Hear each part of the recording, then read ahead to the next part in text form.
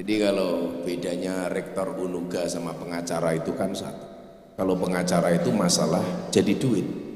Kalau rektor Unuga duit jadi masalah. Tapi saya yakin Ibu rektor ini pasti pinter cari uang. Karena perempuan tuh hatinya seperti rekening bank. Nggak mungkin berbunga kalau nggak ada saldonya. Cuman problemnya satu, pejabat tuh kalau perempuan lebih menakutkan dibandingkan laki-laki. Wong wedok kira nduk jabatane medeni, apa meneh rektor. Ya Allah. Nah, waktu itu saya bilang sama kawan-kawan di kafe-kafe itu. Ini bukan kafe-kafe yang itu ya, tapi kafe-kafe tempat nongkrong. Kalian mau nggak ngobrol-ngobrol sama saya? Waktu itu awalnya konsepnya ngobras Bu, ngobrol santai bareng Gus Miftah. Tujuannya apa? Jadi begini, gara-gara pandemi orang takut mati itu tinggi. Karena takut mati, maka mereka berusaha belajar agama secara instan.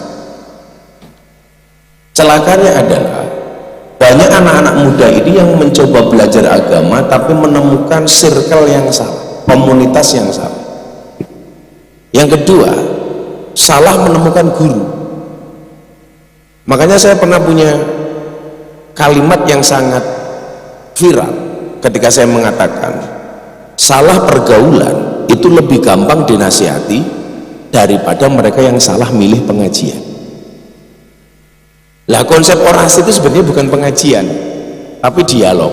Saya pengen ngobrol dengan teman-teman mahasiswi lebih ke yang lebih khusus lah, karena saya secara pribadi itu sudah capek berada di lingkungan dan circle pengajian. Makanya acara saya besok itu saya ditugasi sama Pak Prabowo untuk membuat silaturahmi kebangsaan setiap bulan itu minimal 10 titik. Kayak tadi malam saya di Boyolali dengan puluhan ribu orang. Konsepnya bukan pengajian tapi kita ngobrol yang mungkin lebih spesifik lah, kira-kira begitu. Nah, orang takut mati maka kemudian konsentrasi mereka terhadap agama itu tinggi. Celakanya satu, mereka bergaul dengan teman yang salah. Makanya kemudian Ibnu Athaillah As-Sakandari dalam kitab Hikam tuh beliau mengatakan begini, la tashab man layun hiduka haluhu walayadulluka alallahi maqalu. Janganlah bersahabat dengan orang yang tindakannya tidak membuat kamu terengginas dan perkataannya tidak mengingatkan kamu kepada Allah. Diksi yang digunakan oleh Ibnu Athaillah itu bukan teman tapi sahabat. Kalimat sahabat itulah yang mendorong saya dulu kenapa saya ikut pergerakan mahasiswa Islam Indonesia, PMII. Kenapa? Karena dari semua himpunan mahasiswa di Indonesia itu yang menggunakan diksi sahabat itu hanya PMI. Mungkin mbak-mbak, mas-mas pernah mendengar atau membaca quote saya soal sahabat. Apa beda teman, pacar, dan sahabat? Siapa itu teman? 1000 orang yang datang di saat kita senang. Siapa itu pacar? 1 orang yang membuat kita melupakan 1000 orang.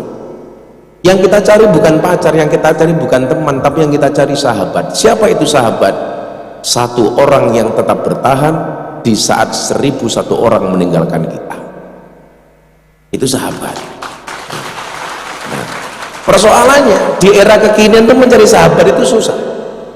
Imam Fudail bin Abbas dia mengatakan begini, yaji'u fi akhir zaman yakununa yaji'u fi akhir zaman aqwamun yakununa ikhwanal alaniyah wa a'da as-sarirah. Ini hati-hati, akan datang di akhir zaman sebuah kaum yang di depan kita dia mengatakan teman kita tetapi di belakang kita menusuk kita. Ada nggak yang seperti itu sekarang? Banyak. Ada mbak? Banyak. Kalau di depan kita, wow, menyala abangku, respect abangku, tetapi di belakang kita dia menjelek-jelekkan kita. Jangan ya dik ya, jangan. Nah, karakter orang-orang model kayak gini sekarang buahnya. Makanya kemudian ada bahasa itu, becek ke titik Allah ketor, wis kebacut tak beripik ditikung karo konco.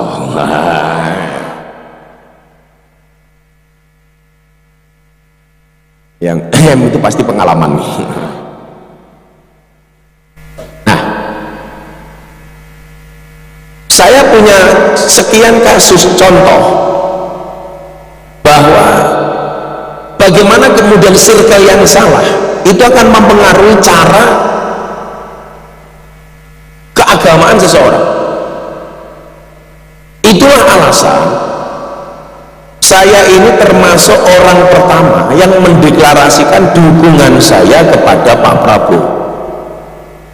Alasannya apa? Sederhana saja. Keagamaan seseorang itu tergantung koncono. Kalau temannya keras, cara beragama dia juga keras. Kalau temannya itu lembut, cara beragamanya pasti lembut. Dan itu alasan kenapa Master Corbuzier dulu dari sekian pintu masuk Islam yang saya tawarkan kepada dia, kenapa akhirnya dia tetap bersikukuh untuk masuk Islam melalui saya. Kalau orang kemudian menganggap itu pansosnya Dedi atau Miftah terhadap keislaman Dedi, itu salah besar. Sebulan sebelum dia masuk Islam, dia sudah telepon saya, Gus, I will to be a Muslim. Saya pengen jadi orang Islam. Saya tanya, why? Do you know about Islam? Aku tuh nggak paham banget tentang Islam. Pemahaman saya terhadap agamamu itu ya biasa-biasa saja lah dia. Terus saya tanya, if you don't know about Islam, why you will to be a Muslim? Kalau kamu itu nggak paham Islam itu apa, kenapa kamu pengen jadi orang Islam? Jawaban dia apa, Pak? Sederhana banget. Karena saya melihat Anda. Maksudnya, because your Islam is enjoy, relax and happy. Islammu itu asik, menyenangkan, enjoy. Saya itu kan orang yang tidak pernah menampakkan masalah saya di hadapan orang lain. Saya itu nggak pernah mau kelihatan susah di hadapan orang lain. Karena bagi saya miskin atau kaya itu mindset. Orang kaya banyak sambat, miskin. Orang miskin nggak pernah mengeluh kaya. Dan saya ini orang yang nggak pernah mengeluh. Bawaan saya harus happy, harus menyenangkan. Karena wa ma nursilul mursalina illa mubasyirin. Pertama perintah untuk menyampaikan risalah itu harus menyenangkan. Coba saya mau tanya sama mahasiswa. Kalau kalian punya dosen yang membuat kalian senyum di kelas sama yang merengut, kira-kira kamu pilih yang mana? Senyum dong. Wis dosen killer merengutan. Lak menehi biji pelit. Dosennya ya teko, ya wedok, jenenge ya Zulfa.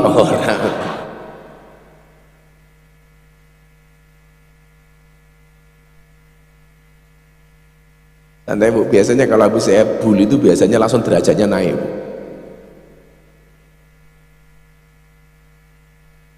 Nah, apa? Akhirnya Dedi itu waktu itu saya bilang, kan kamu punya banyak temen, Ded. Kok kamu masuk Islam sama yang lain saja? Mas Dedi itu sudah belajar Islam sejak zaman Ustadz Jeffrey Al-Bukhari, almarhum. Artinya apa? Sudah sekian lama. Dengan A.A. Kim beliau baik, dengan Ustadz Wijayanto teman syuting di Hitam Putih. Saya ini termasuk apa? Kaul yang baru, kaul kodimnya itu. Saya kaul jadid. Di mata Deddy Corbuzier itu saya termasuk bukan kodim tapi jadid. Tetapi kemudian ketika saya tanya, kenapa kamu ngeyel pengen masuk Islam melalui saya? Jawabannya ini yang menarik. Dia bilang begini, kan dulu Gus pernah mengatakan sama saya tuh, apa bro? Keislaman, wajah Islam seseorang itu tergantung pintu masuknya. Kalau pintu masuknya keras, maka cara berislamnya juga akan keras. sekarang mulai banyak terjadi di Indonesia. Makanya kemarin di Bali di acara Rakernis Barreskrim Mabes Polri, saya diminta untuk ngisi acara seminar. Saya bilang salah satu bentuk keadilan Tuhan di Indonesia itu dengan menciptakan pulau seindah Bali dengan mayoritas orang non-Islam yang ada di dalamnya. Coba Anda bayangkan, kalau di Bali itu mayoritas Islam, apalagi Islam keras. Begitu masuk Pantai Kuta, di situ ada mbak-mbak berjemur sumur, susunya dijemur, wah itu orang Islam itu masuk langsung teriak takbir, kira-kira bubar apa?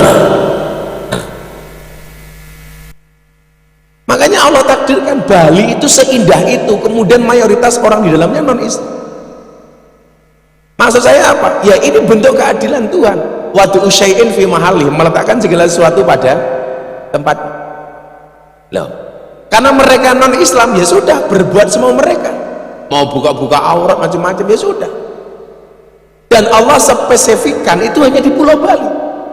Makanya sekarang banyak pantai yang mungkin lebih indah atau minimal sama dengan Bali, tapi kadang-kadang nggak maju, Pak. Karena berada pada lingkungan yang salah.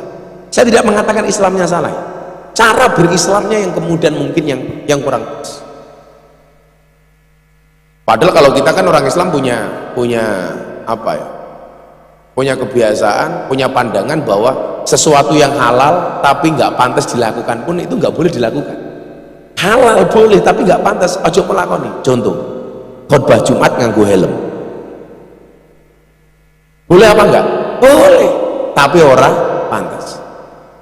Umpamane ana musim Covid-19, orang duwe masker. Kok tangi bojone nggih maskeran. Nah itu. Boleh apa enggak? Boleh. Boleh, tapi orang pantas tuh. Kan aku jadi mikir, kok maskernya gede?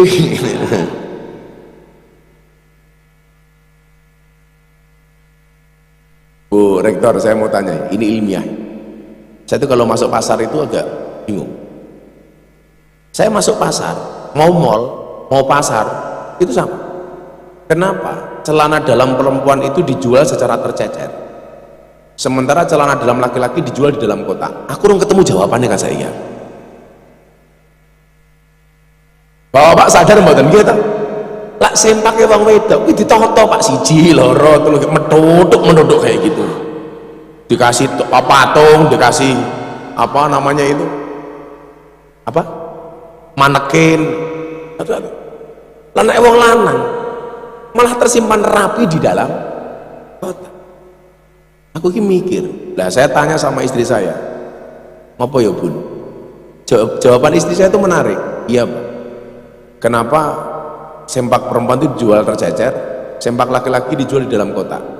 Karena kalau sempak laki-laki dijual tercecer, berpotensi burungnya lari kemana-mana. Gitu.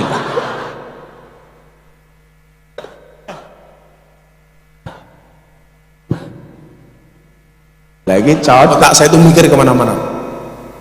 Apa ya? Nah, kalau pintu masuknya keras ya Islamnya keras. Kalau pintu masuknya ini suka marah, ya mohon maaf, bentuk Islamnya juga penuh dengan kemarahan. Tapi sebaliknya ketika pintu masuknya ini lembut, ramah, ya Islamnya akan lembut dan penuh dengan keramahan. Dan Dedi bilang, kalau saya harus masuk Islam, this is with you not others. Ini harus dengan kamu bukan dengan yang lain. Saya tanya, kenapa Dad? Islam kamu itu asik.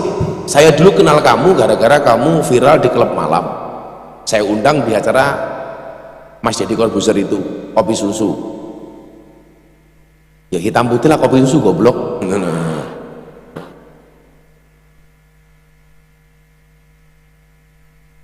Tapi resikonya berat. Kayak saya kemarin di Surabaya itu acara pembukaan coffee cafe. Bintang tamunya saya, Denny Caknan, Landelalah itu MC-nya Nikita Mirzani. Nikita Mirzani itu kan salah satu artis yang nggak manut dengan siapapun, tapi manut saya nasihat. Karena saya ngerti psikologinya Nikita Mirzani. Nikita Mirzani itu alumni Gontor. Dia sampai kelas 3 sanawiyah, tapi nggak lulus. Kalau mungkin dia lulus sampai aliyah, mungkin jadinya kayak Mama Dedeh. Dan anak itu cerdas. Anak itu cerdas. Selama ini dia bersikap kontroversi di media sosial itu hanya untuk menaikkan trafficnya. Karena kalau trafficnya naik, endorse-nya juga naik. Nih kita itu pernah endorse-nya itu satu hari menghasilkan 2 juta, 2 miliar rupiah. Sehari dia posting IG story, karena trafficnya tinggi yang nonton banyak, sehari menghasilkan 2 miliar. Jadi dia itu bersikap, berperilaku kontroversi itu sebenarnya hanya untuk apa? Strategi dia untuk menaikkan branding dan traffic medsos. Makanya saya bilang sama orang-orang, Islam di Indonesia itu unik. Uniknya di mana? Enggak jilbaban, enggak nutup aurat, tapi sholat. Contohnya nih kita ya. Sementara di Timur Tengah itu banyak orang yang nutup aurat tapi enggak sholat. Loh, saya kan pernah ke Mesir, saya pernah ke Aljazair, kemana-mana. Mereka banyak yang nutup aurat tapi enggak sholat. Di Indonesia buka-bukaan, tapi ya sholat. Ini kita ambil janji, ya sholat. Malam Jumat takon yasinan, ya yasinan, ya sholawat, sedekahnya kenceng, ya gede. Pahalane goblok gitu. Kamu mikir apa gitu. Ya. Kemarin saya kan lagi ngopi Bu sama nih, kita ngopi ini kan. Difoto sama orang-orang itu, di tag di IG story saya. Gus Miftah sedang ngopi susu. Saya jawab iya, kopinya saya aduk, susunya tak lirik. Akhirnya kenapa? Lah saminggu nih kita mau. Ini beragama yang menurut saya asik. Lah problemnya kemudian adalah banyak orang yang mulai kenal agama itu mabuk agama. Apa ciri-ciri orang yang mabuk agama? Merasa dirinya benar, dengan begitu gampang menyalahkan orang, menganggap apa yang dia lakukan benar dan begitu gampangnya menyalahkan orang lain. Contohnya sekarang lagi viral kemarin di apa namanya, ditangkap sama santrinya Ki Azaim, seorang pesilat yang nggak pernah kita tahu di mana belajar ngajinya, tahu-tahu seolah-olah menjadi ahli agama. Siapa itu yang di TikTok itu? Harry Pras. Ini menurut saya kesalahan dia di mana? Kesalahan dia cuma satu, mabuk agama yang tidak didasari dengan belajar yang baik, tidak punya guru. Makanya dalam hasanah ahlu sunnah mencari guru itu hukumnya wajib. Makanya kemudian dalam kitab taklim itu ada dawuh begini, al ilmu bila syaikhin fasyaikhuhu syaiton. Ilmu tanpa guru, gurune setan. Salah milih guru, gurune mbahne setan.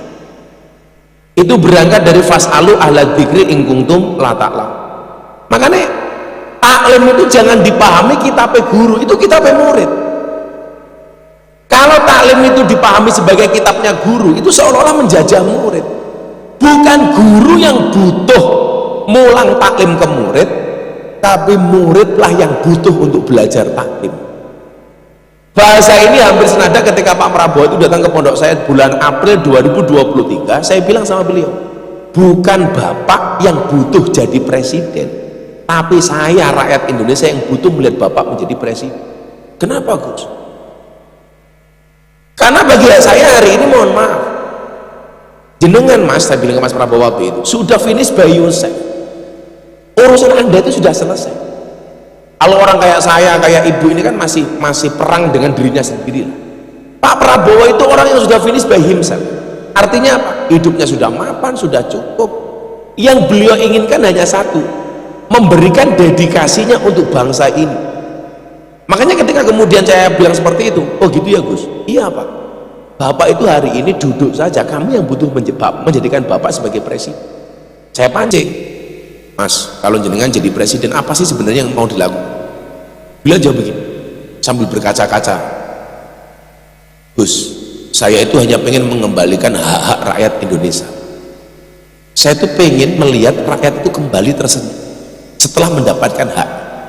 Dan demi Allah, kalau rakyat sudah mendapatkan haknya, rakyat kembali tersenyum, saya pengen meninggal dalam keadaan tersenyum. Mesti saya kalau ngomong ini merinding. Saya bilang, loh, ini membuktikan bahwa orang ini sudah tidak punya kepentingan apapun. Makanya ketika orang-orang tanya, Gus Miftah sejak kapan Gus Miftah itu mendukung Pak Prabowo? Saya bilang, Ru'yatul Hilal belum nampak, saya sudah isbat.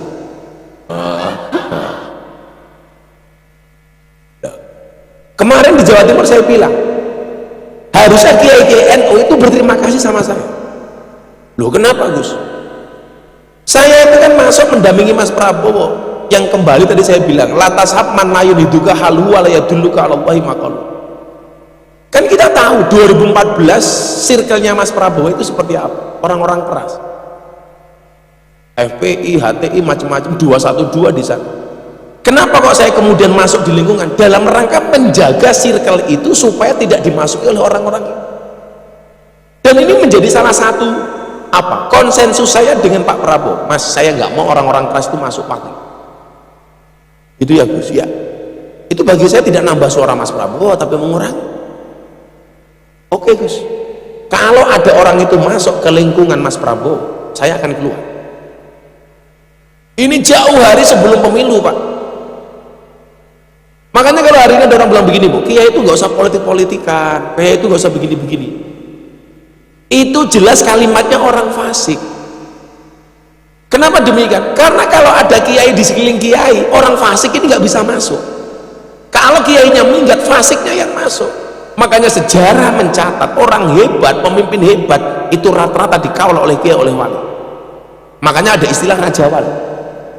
Makanya kalau kamu pengen jadi raja wali gampang. Kalau kamu punya istri galak, kamu berpotensi menjadi wali. Tapi kalau kamu punya istri manut, kamu berpotensi menjadi raja. Kok istrimu kadang-kadang manut, kadang-kadang galak, raja wali.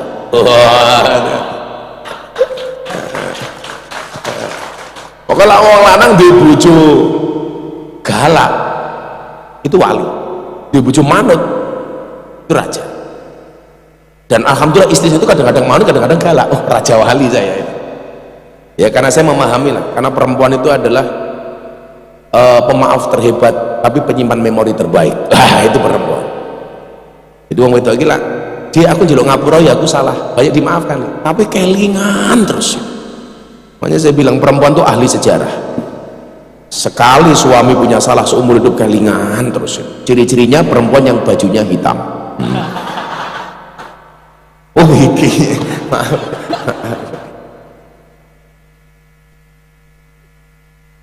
Jangan ya Dik ya.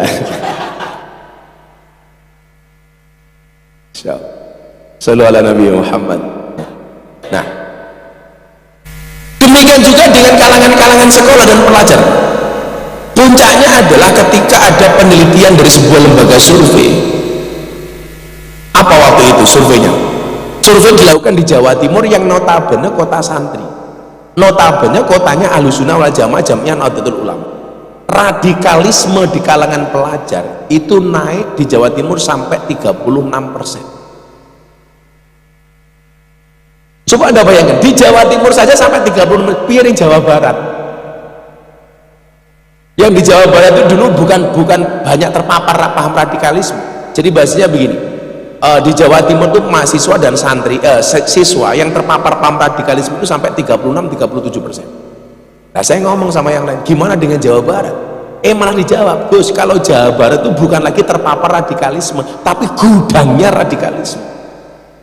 Gudangnya radikalisme. Pertanyaannya adalah, kenapa terjadi seperti itu? Orientasi dakwah Ahlussunnah ini perlu dirubah, Bapak Ibu, adik-adik. Ini calon-calon dai, calon-calon daiyah ini tak sampaikan. Ini orientasinya ini perlu dirubah. Saya itu sangat menyayangkan ketika kiai-kiai NU itu hanya apa? Mencari ikan yang sama di kolam yang sama. Mencari iwak yang sama di kolam yang sama. Yolah iwaknya gede, cetol, teri, sehingga dikit-dikit masalah. Inilah lata terus kajian ini ngeri. Rebutan iwak sing podo ning kolam podo. Lah saya itu nggak mau terjebak di wilayah itu. Saya harus ekspansi keluar. Bagaimana kemudian dakwanya orang NU ini tidak hanya dinikmati oleh orang NU, tapi juga orang di luar NU. Saya nggak mau kemudian ada klasifikasi NU itu dengan kejumudannya cukup ngurusi orang-orang grassroots, orang-orang bawah. Urusan middle high, menengah ke atas bukan urusan NU dan lain sebagainya. Ini saya nggak sepakat. Dan saya mendobrak paradigma itu. Bagaimana kemudian dakwahnya orang NU itu kemudian bisa diterima di kalangan atas. Dan ternyata benar. Sebelum era TikTok menggempur kita hari ini, saya sudah di wilayah itu. Makanya jangan kaget Anda itu ketika melihat begitu banyak tokoh NU yang sangat diterima di kalangan NU, tapi tidak bisa diterima di kalangan luar NU. Di kalangan bawah mereka diterima, tapi di atas mereka tidak diterima karena mindset yang salah. Ketika orang berbicara mindset dan mentalitas, saya selangkah lebih maju. Ketika kita punya dalil al-muhafadhu al-qadimi sholawal ahdu bijadidil aslah, konteks yang saya bangun itu lagi bukan lagi wal ahdu bil jadidil aslah, tapi apa nih? Wal ahdu bil ajdadil aslah. Bukan lagi jadid, tapi yang saya ambil adalah yang ajdad, yang terbaru. Saya itu orang yang sadar dengan kemampuan dan kekurangan saya. Saya itu ditakdir oleh Allah menjadi orang yang tidak alim dan tidak soleh, tetapi mempunyai keberanian yang luar biasa. Kenapa? Karena mentalitas saya terbentuk. Saya mau tanya nih, kita ngomong mentalitas. Hewan yang paling besar di hutan itu apa? Gajah. Pertanyaan saya, kenapa gajah tidak bisa menjadi raja hutan? Padahal badannya besar, belalainya panjang. Dia nggak pernah menjadi raja hutan. Hewan yang paling tinggi apa? Jerapah. Jerapah juga tidak pernah menjadi raja hutan. Pertanyaannya, why? Hewan yang paling kenceng larinya apa? Citah. Kenapa citah nggak bisa menjadi raja hutan? Pertanyaan saya, yang menjadi raja hutan siapa? Singa. Kenapa kok singa? Pertanyaannya. Ternyata jawabannya sederhana, mentalitas. Singa itu setiap kali melihat gajah, yang dilihat adalah makan siang. Singa itu setiap melihat gajah, yang dilihat itu adalah makanan. Singa berhasil mereduksi keberadaan gajah hanya sebatas makan siang. Semakin besar gajah dilihatnya, semakin besar stok makanan yang dimiliki oleh singa. Itu terkait dengan apa? Mentalitas. Saya ini di NU mungkin tidak sebesar gajah-gajah itu, anak kiai-kiai top yang masyhur viral. Mungkin keilmuan saya tidak setinggi jerapah kiai-kiai NU yang tinggi-tinggi atau yang larinya manuvernya tinggi, tapi saya punya mental seperti sini. Kalau Bu Rektor memahami cinta beda usia itu nggak apa toh? Oh nggak apa. Saya sama istri saya itu tua istri saya, tapi nggak masalah. Karena bagi saya cinta itu bukan masalah usia. Cinta itu bukan soal usia, tapi soal rasa. Usia itu hanya angka bilangan, sedangkan rasa adalah tentang kenyamanan.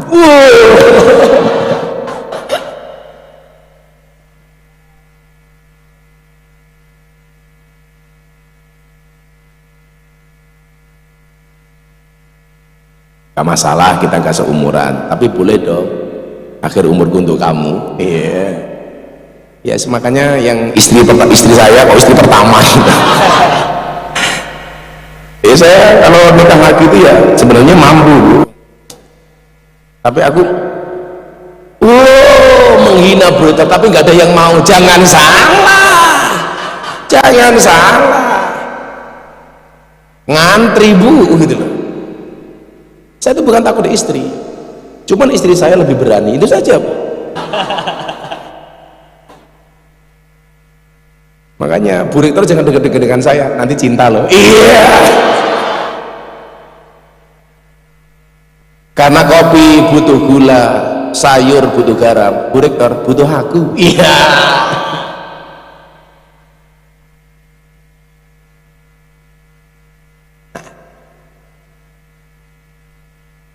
Sallallahu alaihi Nabi Muhammad ya. Pasang manjang-manjang gak tak ajar.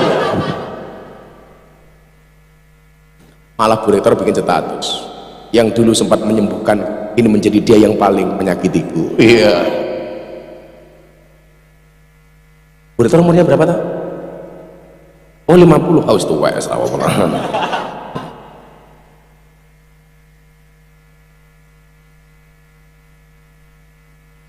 Halo kalau di Jogja banyak yang satu legi setengah tua lemu ginu-ginu. Nah, maka saya kemudian berpikir begini Bu, atas banyaknya survei yang menyampaikan bahwa aliran keras itu masuk kemana-mana, termasuk sasarannya kampus-kampus. Makanya kalau di kampus-kampus kayak UNU itu seharusnya nggak ada sama sekali. Kalau sampai ada mahasiswa UNU yang terpapar radikalisme, itu bukan salah mahasiswa tapi salah rektor. Lo kelas UNU kok terpapar gila yo, orang mungkin orang. Nah, itu kenapa ini kemudian jadi penting? Karena salah satu tantangan bangsa kita hari ini adalah soal kebinekaan. Bagaimana kemudian kita hari ini diacak-acak dengan isu kebinekaan, mulai dibentur-benturkan. Contoh begini, saya nggak ada urusan lah dengan Pak Alawi, dengan kiai yang sedang berkonflik itu saya nggak ada urusan. Cuman saya itu dengar sendiri di tahun 2009 ketika saya berada di ruangan Maulana Habib Lutfi. Orang sekarang mau nyerang Habib Lutfi kayak apapun ini, apapun, saya nggak ada urusan karena beliau guru saya dianggap budak, mau budak ya Habib Lutfi. Ya emang kan kalian pernah ngaji apa kata Sayyidina Ali, anak abdun man allamani walau harfan wahid. Saya itu budak bagi siapapun yang mengajarkan saya walaupun cuma satu huruf. Lah saya itu diajari Habib Lutfi nggak cuma satu huruf, berkitab-kitab. Kalau hari ini saya tetap bersikukuh menghormati beliau guru saya, terlepas dari persoalan ya mana Pak Alawi, saya nggak ada urusan. Tapi dulu tahun 2008 2009 beliau mengatakan begini sama saya, Le, pengen menghancurkan Indonesia itu gampang. Caranya bagaimana Pak? Dengan cara menghancurkan Nahdlatul Ulama. Saya tanya lagi, bagaimana cara menghancurkan Nahdlatul Ulama? Gampang, dengan cara membenturkan kiai dengan kiai, habib dengan habib, kiai dengan habib. Kalimat itu disampaikan tahun 2008. Bagi saya ini firasat, kan Nabi berwasiat, ittaqu firasyatal mu'min fa innahu yang duru binuril. Takutlah kamu dengan firasat orang mukmin karena mereka melihat dengan cahaya dari Allah. Itu Abah sampaikan tahun 2008 dan sekarang terjadi. Kiai gelut karo habib, begitu juga sebaliknya. Kalau saya begini secara pribadi ya, ini prinsip saya akan memberikan dukungan dan support kepada siapapun, entah dari kalangan kiai maupun habib, yang memberikan sumbangsihnya untuk dakwah Islam. Siapapun yang memberikan sumbangsihnya untuk dakwah dan Islam, saya akan memberikan dukungan, entah dia berlatar belakang habib atau kiai. Saya nggak ada urusan apakah Habib itu benar dzurriyyahnya Nabi apa enggak. Selama dia memberikan nafi'un li ghairihi, memberikan manfaat bagi orang lain, bagi saya hormat. Kenapa kita bisa akur dengan orang Kristen, nggak bisa akur dengan para habaib yang jelas-jelas orang Islam? Tapi perilakunya ada yang aneh, Gus. Yang aneh nggak usah kita ikuti. Betul nggak, Bu? Kalau saya apa? Yang bagus ikuti, yang jelek ya tidak, ditinggalkan saja. Itu. Bukankah semua orang ini punya potensi kebaikan? Sama halnya ketika seorang juga punya potensi kemaksiatan. Masa saya dengan ahli maksiat kayak mbak-mbak begenggek, mbak-mbak apalah bahasa jarane wong apa ya? Telembok. Tadi yang teriak telembok itu karena tamu reguler gitu loh. Nah, jadi dia paham. Ya bakul kroto lah, ya kroto pakan mano, ya manokmu itu mana sopo itu. Dengan ahli maksiat saja kita nggak boleh kok. Apa kata Nabi, latang duru ila dzunubin nas ka'annakum arbabun. Janganlah kamu melihat dosa manusia seolah-olah kamu adalah Tuhan. Wangduru ila dzunubikum ka'annakum abidun. Lihatlah dosamu sendiri seolah-olah kamu adalah seorang hamba. Dengan ahli maksiat saja kita nggak boleh mencaci. Masa katakanlah dengan Habib siapa umpamanya yang memberikan kebaikan kok kita nggak lihat sama sekali. Soal kemudian ada perilaku buruknya, yaitu urusannya dengan Tuhan, nggak ada urusan dengan saya. Kalau dia membohongi saya umpamanya atas nama kehabaibannya, saya nggak dosa, yang dosa yang membohongi. Betul nggak Mas? Saya kemarin nanti saja bilang begini Pak, afwan Bang, saya bilang begini, Gus masih percaya Habib itu duriannya Nabi? Saya bukan dalam kapasitas percaya atau nggak percaya, tapi saya dalam kapasitas husnudzon saja. Kalau memang mereka yang mengaku Habib itu duriannya Nabi, saya hormati. Delalah besok di hari kiamat yaumul hisab, mereka diputuskan bukan duriannya Nabi. Salah saya di mana? Rugi saya di mana? Nggak ada. Yang salah siapa? Yang mereka. Yang rugi siapa? Mereka. Tapi sebaliknya, kalau mereka hari ini saya aniaya, saya zalimi, delalah besok di hari kiamat diputuskan, delalah tenan Habib itu duriai Kanjeng Nabi. Aku ketemu Kanjeng Nabi, raiku dekek. Lah aku bareng buli Bu Zulfa aja mulai serap apa, aku tuh mahasiswane kok. Respek rektorku, udah selesai. Singgah dong. Tapi lah karo Kanjeng Nabi, orang yang saya anggap bukan duriannya Nabi ternyata duriannya Nabi. Aku bengok-bengok, Nabi isfa'lana ya Rasul. Nabi jawab, sorry ye, modar ya. Kowe mbiyen ning donya nganiaya anak putuku kok saiki njaluk pitulungan karo sorry ye. Rampung. Tapi lah jelas yang tak anggap duriah ternyata bukan duriah.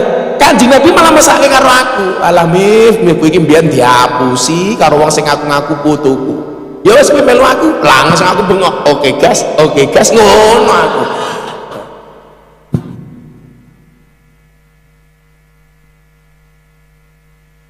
Maka jangan sampai kemudian paham-paham keras itu masuk ke lingkungan kampus kita, ke lingkungan asrama kalian dan sebagainya. Karena ini ancaman. Contoh, acara saya semalam di Boyolali itu saya kasih tagline apa? Saya kasih judul besar apa? Silaturahmi kebangsaan. Tagline-nya apa? Terima kasih Pak Jokowi, selamat datang Pak Prabowo.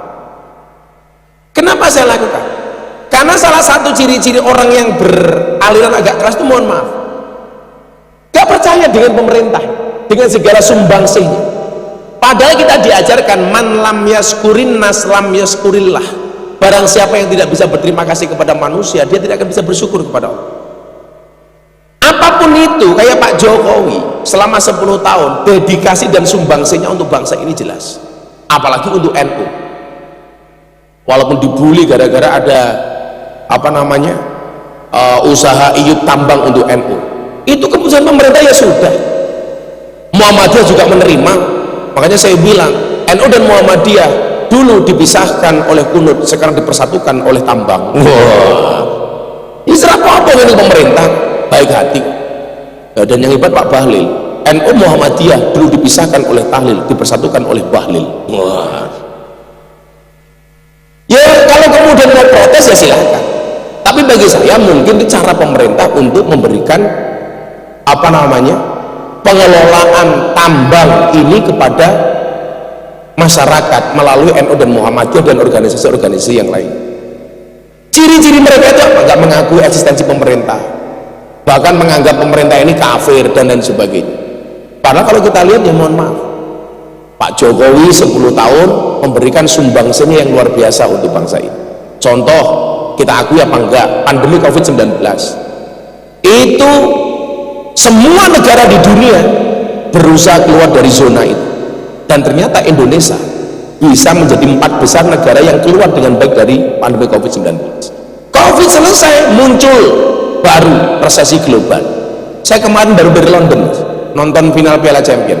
Kebetulan saya penggemar Real Madrid. Aku Madrid, kamu Barcelona. Aku sudah married kok kamu masih berkelana. Iya.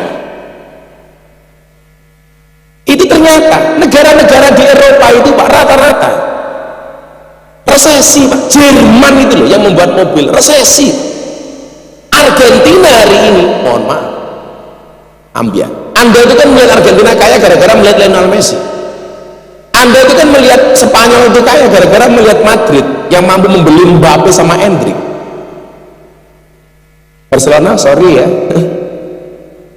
gawe piala dewe, mengundang Monaco, kalah lah kere itu. Madrid Super Copa Euro, Super Euro ngelawan Atlanta bebas Madrid. Nah, karena Madrid pro Palestina, Messi kan Israel, kan bajingan. Pak saya kisah mendukung Israel bajingan bagaimana? Saya dulu Pak itu minumnya Starbucks, setahun saya haram minum Starbucks, dan sekarang Starbucks itu bangkrut gara-gara diboikot. Makanya kalau Anda mengatakan boikot juga nggak ada efeknya, salah. Bangkrut, KFC itu loh bangkrut. Oh kalau dulu orang bangga makan KFC, cintamu kayak KFC apa, cabangnya di mana-mana, ya kan? Sekarang bangkrut. Nah, di saat orang takut dengan resesi tahun 2022, saya diminta menjadi pengisi acara di acara Forum Investor Daily Summit 2022. Bapak Ibu masyarakat, kita harus zuhud. Zuhud itu apa? Meninggalkan dunia untuk mengejar akhirat. Ya matamu kere kon zuhud, ya tambah kere gitu loh gitu. Ngomong Anda harus zuhud tapi kayak ini mobilnya Alphard, ya dibully kita gitu. Salah, itu misdalil menurut saya. Kalau ngomong sama orang miskin itu jangan ngomong zuhud, tapi ngomonglah soal umpamane wiroi. Apa itu wiro? Menjaga kehormatan diri untuk tidak minta-minta. Tapi ketika berbicara di forum seperti itu, ketemu orang-orang kaya, ketemu pejabat, baru berbicara zuhud. Orang kaya, kamu harus zuhud, boleh punya dunia tapi jangan pernah diatur oleh dunia. Dunia berada di tanganmu bukan di hatimu, itu namanya zuhud. Makanya Imam Abil Hasan Asadi itu ketika dikritik karena bajunya mahal, kudanya mahal, santrinya bilang begini sama Asadili, Pak Kiai ini nggak zuhud. Nah ngapa nih? Kudanya mahal, pakaiannya mahal. Apa jawaban Asadili, Imam Abil Hasan Asadili? Sing ra zuhud sapa? Aku sing ra duwe ra tau mikir, awakmu sing ra duwe malah mikir. Wis sak goblok-gobloke wong. Sak goblok-gobloke wong ya apa nduk? Ora duwe tapi melu mikir. Kayak mobilnya Alphard ke bensin entek piro, engko ban lang bledos kepiye, pajeke pirang puluh juta, engko lak tabrakan asuransine kepiye, goblok. Orang duwe melu mikir. Yang gak zuhud itu seperti itu gitu. Makanya saya bertransformasi ketemu orang-orang seperti ini. Makanya kalau saya itu haji, yang saya bimbing bukan jamaah tapi artis. Saya kemarin pulang haji dengan Atta Halilintar, Aurel, Raffi Ahmad, karena mereka butuh dibimbing, kalau enggak yang lain yang masuk gitu. Nah di saat resesi, di saat acara itu saya diminta untuk optimisme bangsa ini. Saya bilang apa? Yang saya gunakan dalilnya apa coba? Wal ismu minhu mu'rabun wa mabniyu. Isim itu ada mu'rab, ada mab. Mu'rab itu dinamis, mabni itu statis. Bangsa Indonesia harus menjadi bangsa yang mu'rab. Mu'rab itu apa? Optimis. Apa bedanya orang optimis dengan orang pesimis? Orang optimis melihat peluang dalam masalah, sementara orang pesimis melihat masalah dalam peluang. Kan keren Pak, ngaji mu'rab di hadapan presiden. Di hadapan presiden. Ketika kemarin di Istana Negara saya diminta untuk tausiah buka puasa bersama, apa yang saya sampaikan? Yang saya sampaikan ngeri. Kenapa bangsa Indonesia bisa besar? Jawaban saya apa? Ajhalun nas man taraka yakina ma indauli dzanni ma indannas. Ibnu Athaillah. Sebodoh-bodoh orang itu adalah ketika meninggalkan keyakinan yang dia miliki demi mengikuti keyakinan dan prasangka orang. Bangsa ini bisa besar karena punya keyakinan yang besar. Kullu yusibana illa ma kataballahu lana huwa maulana wa falyatawakkalul mu'minun. Sekali-kali musibah itu tidak akan pernah menimpa bangsa ini kecuali yang telah Allah izinkan bagi kami. Maka saya meyakini Indonesia tidak akan kena resesi global. Pak Jokowi tepuk tangan. Kenapa? Karena bangsa ini bangsa mandiri, berdikari. Gimana enggak? Coba lihat, kita tuh pengen mangan beras, yo parine dewi. Pengen mangan sayur, tandurane dewi. Pengen mangan daging, pitike dewi. Pengen mangan endok, ndoke pitik bukan ndoke dewi. Jadi kaitannya itu, bangsa ini tidak boleh dikuasai oleh orang-orang keras, oleh paham radikalisme dan lain sebagainya. karena ajaran Al-Quran yang dipahami oleh Ahlussunnah wal Jamaah adalah wa kadzalika ja'alnakum ummatan wasaton, bahwa kita harus menjadi umat yang wasatiyah, yang moderat, berada di tengah-tengah, tidak ekstrim kanan, tidak ekstrim kiri. Mungkin begitu Mas, kita ngobrol saja, yang berani ngomong tanya tak kasih sangu. Nah, nggak mungkin kita bisa berbagi kebahagiaan kalau kayak introvert. Lah, kita itu tidak bisa ngatur orang yang memang tidak mau mendapatkan aturan dari kita. Kok ada tempat mereka mau, saya itu di Jawa Timur ada satu madrasah besar Pak, pondok besar, dan tertutup. Ini santri-santrinya bilang begini, bah kok datang ke pondok kami lah. Sayanya mau, tetapi apa, pengasuhnya nggak mau, ya nggak bisa masuk. Wong sing dikuwasa pengasuhnya kok. Minimal yang bisa kamu lakukan adalah ketika melihat orang lain seperti itu, kamu nggak ikut-ikutan dengan dia. Kalau kamu diserang, santai saja. Kita tidak bisa ngatur ombak, tapi kita bisa belajar berselancar. Kita tidak bisa ngatur omongan orang lain kepada kita, tapi kita bisa ngatur bagaimana menghadapi omongan orang lain kepada kita. Nah, jadi contoh begini ya, kan banyak gus-gus itu Pak yang ikut-ikut saya ngaji ke klub malam. Akhirnya terjadi apa? Dia tidak bisa mewarnai, justru diwarnai. Yang tadinya nggak kenal botol malah akhirnya botol. Ya modar. Yang tadinya nggak kenal cewek, gara-gara ngaji ke klub akhirnya malah kenal cewek. Gara-gara ya nyuwun sewu. Pemilik karaoke itu begitu rampung ngaji, Gus, boten karaoke rin. Itu biasa. Kayak saya ngaji di lokalisasi di Sarkem, begitu pulang mbak PSK lagi mau jajanan, mau dodolan tuh bengok-bengok, Gus mampir gitu. Loh, larawati mana? Oh tenan. Jadi kalau punya ilmu itu penting, tapi punya prinsip itu juga penting. Makanya saya dulu punya teori, orang bisa besar itu syaratnya 3, siji iso, loro wani, telu wadai gede. Wani ini soal iso ini soal skill, kemampuan, itu kan. Wani ini soal mentalitas, wadai gede itu soal kapasitas. Mungkin yang punya ilmu lebih banyak dibandingkan saya banyak Pak, untuk ngaji di klub malam pasti banyak, tapi yang punya mentalitas dan kapasitas seperti saya belum tentu.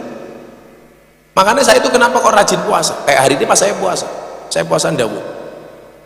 Saya alhamdulillah sudah 8 tahun saya yang terakhir di Daud. Kalau dulu setahun 2 tahun berhenti terus puasa lagi, ini saya sudah 8 tahun saya Daud, sehari puasa sehari enggak. Termasuk bulan Ramadan kemarin saya juga Daud.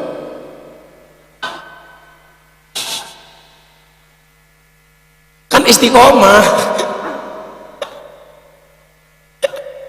Kita istiqomah, kita konsisten itu.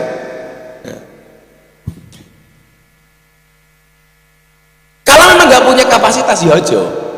Kamu nasihati para pemabuk malah akhirnya melu-melu mabuk,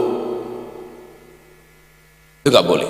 Makanya itu tadi saya punya prinsip yang membuat saya kuat itu adalah ajalun nas mantaroka yakina ma'ing dauli dzanni ma'ing danas.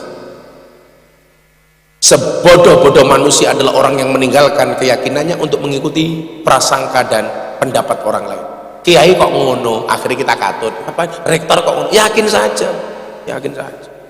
Rektor kok wedok yang menangan kok ngono aja. Wedok iso ngatur lanang kok. Benar ya? Kalau kamu gak punya kemampuan ya diam saja. Paling sederhana apa? Mendoakan. Allahumma dihim fa innahum la ya'lamun, gitu saja. Ayo sini Mbak. Ya kamu yang gede dulu. Saya nggak bilang kamu gemuk loh. Kan ada teori 100 kg di bumi itu sama dengan 30 kg di Mars. Itu artinya kamu nggak gemuk, hanya salah planet. Mbak siapa namanya? Anissa Aulia. Hah? Anissa Aulia. Anissa Aulia. Kalau Anissa itu artinya perempuan, kalau Anis itu artinya lembut. Makanya kenapa bahasa perempuan itu Anissa, karena Anis. Walaupun sekarang yang namanya Anis belum tentu lembut. Merasa melu-melu rada. Kamu fakultas apa? Mahasiswa baru Fakultas Ekonomi Pembangunan. Mahasiswa baru? Iya. Kok stok lama? Jadi apa? Fakultas baru di sini dan kamu mahasiswa barunya. Jurusan apa? Ekonomi pembangunan. Fakultasnya apa? Fakultas Ekonomi Pembangunan. Fakultasnya ekonomi pembangunan gitu. Atau fakultas ekonomi jurusannya ekonomi pembangunan. Iya. Nah, ngono lho Nis. Mas Anis, Mbak Anis. Mbak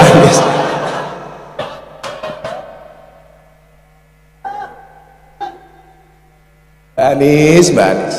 Fakultas ekonomi pembangunan. Besok kalau keluar jadi apa itu? Kalau kita ngomong pragmatis jadi apa itu? Jadi mandor, kuli gitu. Jadi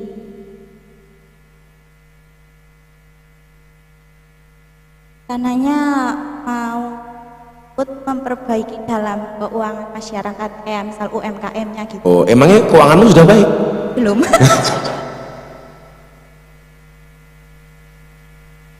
Mbak Anis. Mbak loh ya Mbak. Kamu asli Cilacap? Ayo, nah. Pertanyaannya apa Mbak Anis? Kira-kira Bu Rektor ini skornya berapa? Nilainya berapa? 11 Bu. Dari 100.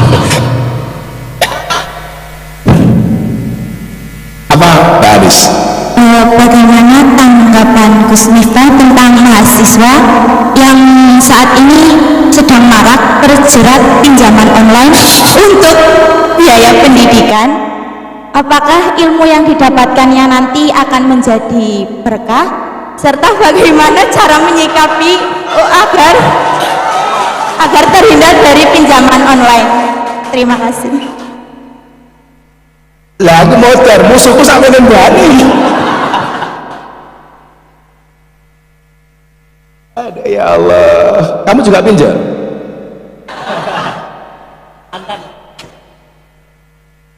Jangan ya Dik ya. Enggak, saya cuma pengen baca satu hadis soal utang piutang saja. Warung wakil.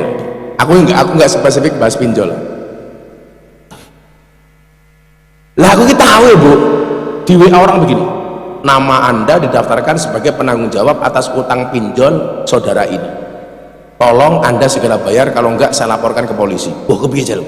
Aku diancam, dari nomor saya dicatat sama orang yang utang pinjol. Apa kerai kuki koyo kota infa'ah kalau.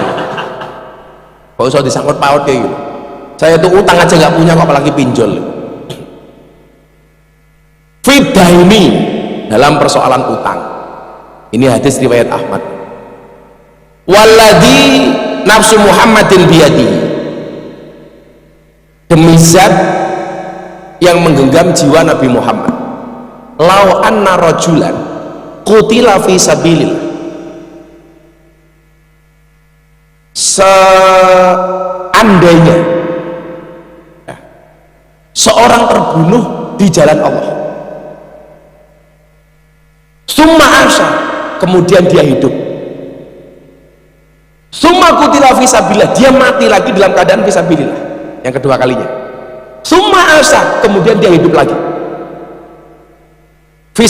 summa asya, summa qutila fi sabilillah, kemudian dia mati lagi dalam keadaan fi sabilillah, summa asa, kemudian dia hidup lagi. Jadi mati urip mati nih fisabilillah, urip meneh sampai ping telu. Tapi apa? Wa alaihi dainun, dan baginya adalah hutang.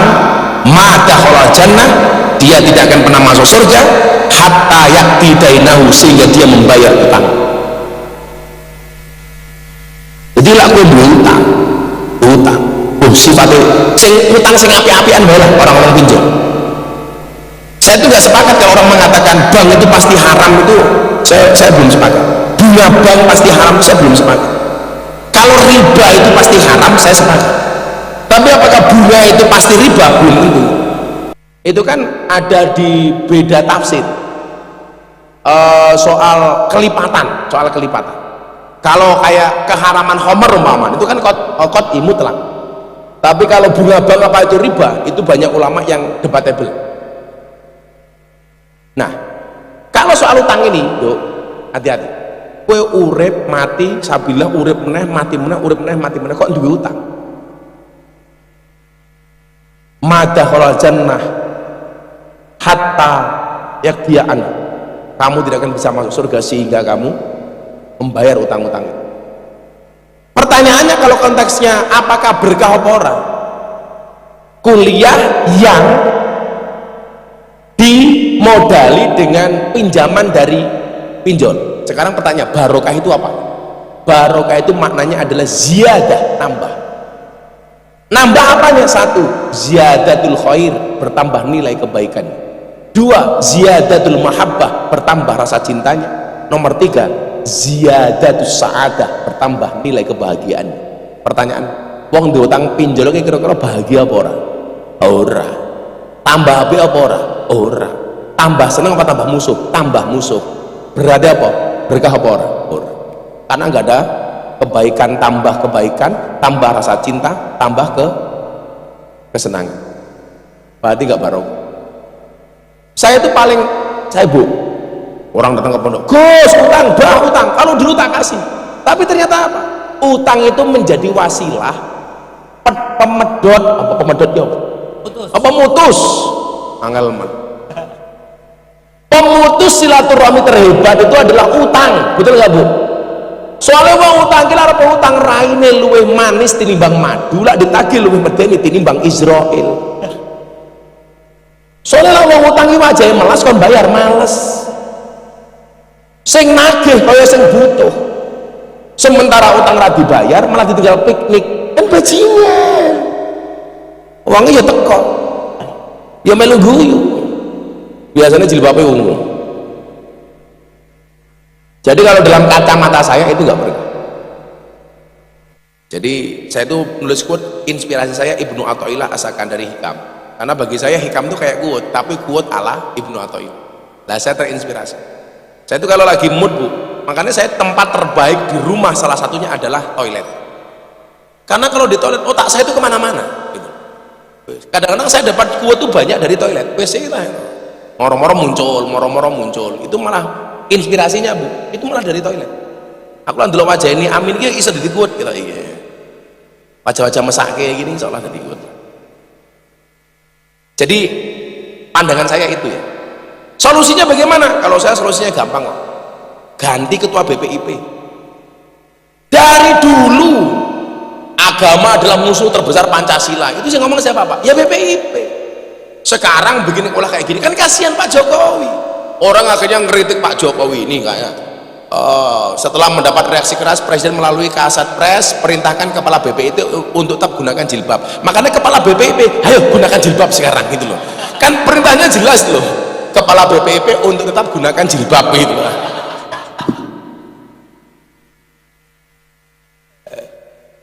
Saya itu kalau ada badan-badan yang kemudian membuat kontroversi itu kan kasihan presidennya. Kayak dulu kepala BPIP mengatakan musuh terbesar Pancasila adalah agama, agama adalah musuh terbesar Pancasila. Lah itu kan menurut saya kontroversi yang tidak produktif lah. Ya kontroversi yang produktif didik lah itu. Perdebatan ngaji di klub malam kan produktif. Ibu nggak usah ikut Bu. Oh ngeri. Kemudian yang kedua soal jodoh. Kamu tidak akan pernah mendapatkan jodoh seperti Rama kalau kamu tidak bisa bersikap seperti Siti. Kamu nggak akan pernah mendapatkan suami seperti Sayyidina Ali kalau kamu tidak bisa bertindak seperti Siti Fatimah. Jadi jodohmu itu adalah gambaran. Nah, saya selalu mengatakan begini, jangan menunggu sempurna untuk melangkah, tapi melangkahlah untuk menuju kesempurnaan.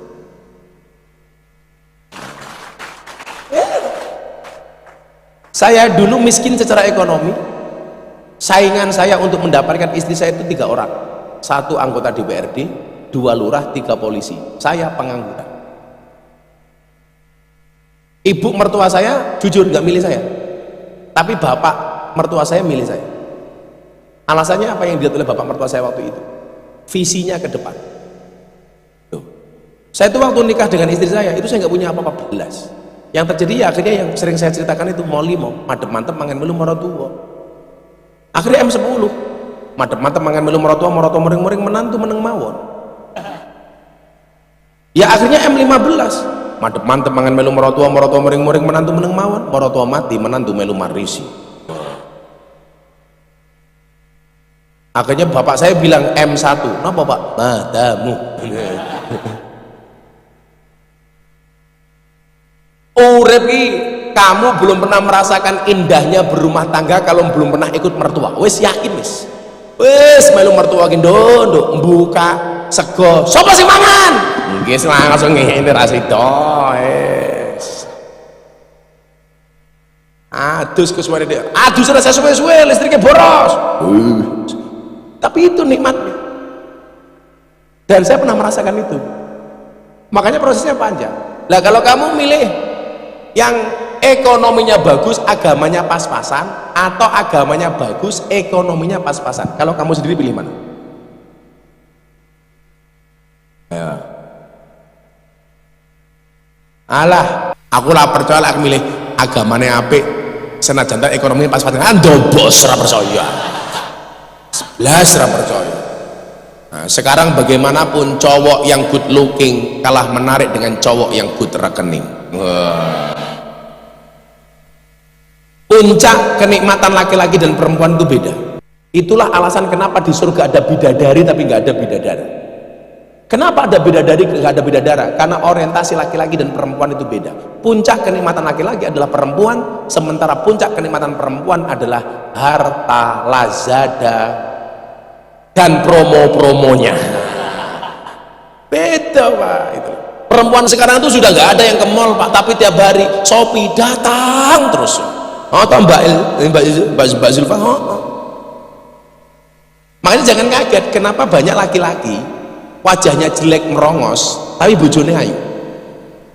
Soalnya duitnya oke, sing didelok orang merongos tapi duitnya. Cewek luwih nafsu karo wong lanang merongos tapi duitnya oke daripada ganteng tapi ra duwe duit. Kowe ganteng kok kaya ngopo ra duwe bojomu ora nafsu tak kandhani. Rungokno ani-ami rungokno.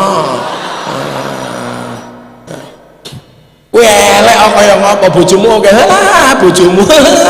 Monggo Mas ngono kok. Wong wedok dilawan. Jadi tak pikir begini deh, bahwa perempuan itu menuntut suaminya ekonominya bagus itu harus, tapi laki-laki harus menuntut dirinya sendiri untuk mempunyai agama yang bagus. Ayo sepakat tak? Bahwa perempuan menuntut calon pasangannya untuk mempunyai ekonomi yang bagus itu harus. Laki-laki menuntut dirinya harus menjadi imam yang baik itu wajib. Kan qawwamuna 'alan nisa. Jadi sing wedok nuntut ekonomi, sing lanang nuntut dirinya sendiri untuk menjadi imam yang baik. Itu baru keren. Tapi kamu satu hal yang saya kasih tahu, perempuan istri hebat adalah istri yang mau diajak menderita oleh suaminya. Tapi ingat, suami yang baik tidak akan pernah mengajak istrinya menderita. Namanya siapa? Setia Ningsih. Perempuan itu akan menjadi ratu ketika berada di Segoro Kidul.